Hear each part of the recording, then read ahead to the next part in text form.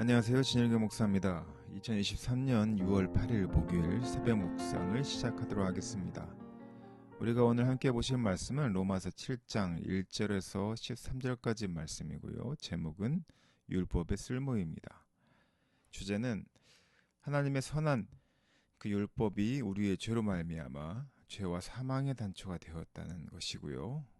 그리고 오늘 이 말씀들을 통해서 율법의 쓸모가 무엇인가, 그리고 이제는 버려야 하고 또한 방해가 되는 애물단지가 되었는지에 대해서 한번 잘 살펴보도록 하겠습니다.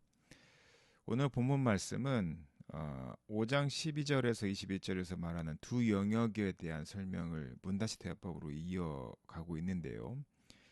내용은 세 가지 내용으로 오늘 구분할 수 있습니다. 첫째는 1절에서 6절까지인데 6장 15절에 있는 표현 중에 법 아래 있지 않고 은혜 아래 있다라는 이 표현을 바탕으로 질문과 대화 형식으로 설명하고 있습니다. 두 번째는 7절부터 12절까지인데 7장 5절에서 말한 육신에 있을 때 곧 어둠의 영역을 중심으로 죄와 율법과 나와의 관계를 다루고 있습니다. 세 번째는 13절인데요. 12절 내용을 기본으로 바탕으로 죄와 율법과 나의 관계를 부연 설명을 하고 있습니다. 좀 많이 복잡하긴 한데요. 다시 한번 이 본문 말씀을 다시 한번 설명드리겠습니다. 죄의 권세라고 하는 것은 누구든지 그 죄의 권세 아래 복종하는 자를 노예로 삼게 되지요. 죄의 특성이 그렇습니다. 그 죄가 율법이라는 것, 하나님의 선한 율법이라는 것을 사용해서 우리를 묶어놓고 있는 것을 우리가 보게 되죠. 우리가 지금으로 말하면 교리 같은 것인데요. 죄가 율법을 이용해서 노예를 삼는 것은 살아있는 사람에게만 할 수 있는 것이죠. 죽은 자에게는 할 수 없는 일이지만 이제 우리들이 그리스도인이라고 한다면 죄에 대해서는 완전히 죽은 자가 되어야 하지만이 죄가 율법을 이용하여 우리 노예 삼는 것이 불가능합니다. 예수님께서 죄값을 대신 치러 주셨죠. 그래 더 이상 사실은 죄의 말을 안 들어도 그런 안 들어도 되는 그런 존재들이 된 것을 우리가 알았으면 좋겠습니다. 죄가 율법을 사용해서 우리를 얽매였다고 말씀드렸죠. 이제는 더는 율법에게 사실 이용당할 필요가 없습니다. 예수께서 오셔서 새 시대를 여셨고 율법의 모든 요구들을 완성하셨기 때문에 우리는 그럴 필요가 없는 것이죠.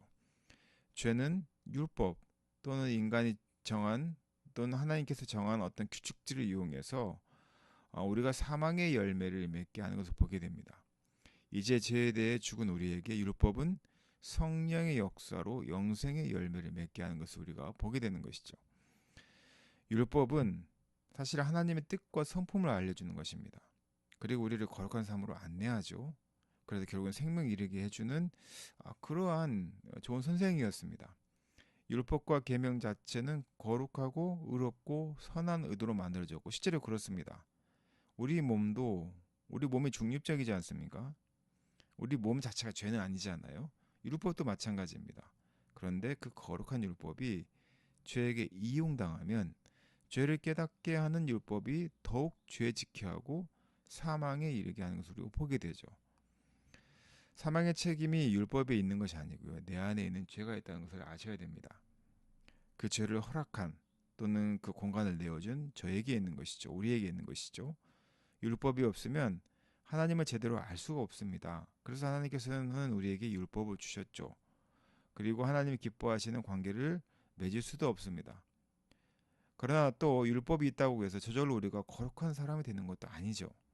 율법은 죄가 되게 할 뿐, 무엇인지 알게 할 뿐, 죄 문제를 해결해 주지는 못하는 것이거든요. 우리 사랑하는 성도들께서 오늘 본문 말씀을 통해서 죄가 우리를 율법을 이용해 우리를 어떻게 얽매게 하는지 우리가 그 사실을 잘 알았으면 좋겠고, 그러므로 율법이 더 이상 우리를 이용하고 이용당하지 않도록 우리가 경계해야 될 필요가 있음을 압니다. 알았으면 좋겠습니다. 분명 예수님께서는 새 시대를 여셨고요. 또한 율법을 완성하셨다고 이야기합니다. 또한 율법을 이용해서 사망의 열매를 맺게 하는 것은 죄라고 한다면, 죄에 대해 죽은 우리가 이제는 율법이 성령의 역사로 영생의 열매를 맺게 하는 그러한 그리스도인이 되도록 말씀대로 살아가는, 율법의 쓸모를 제대로 아는 우리 사랑하는 제일교회 성도 되시기를 예수님의 이름으로 축원하고 부탁드립니다. 함께 기도하겠습니다. 복음과 율법은 자주 서로 대립적인 관계를 우리가 많이 이해합니다. 그러나 하나님께서 이 둘 다 우리에게 주신 선물임을 우리가 압니다. 은혜라고 하는 것은 우리가 하나님을 알아가는 하나의 방편이고, 또한 복음은 하나님께서 우리에게 주신 귀한 선물입니다.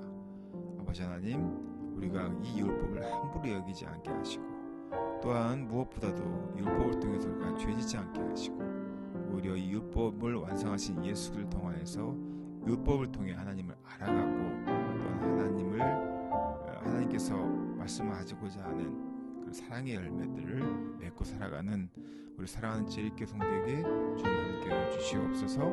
이 모든 말씀 거룩하신 예수님 이름으로 기도드렸습니다. 아멘.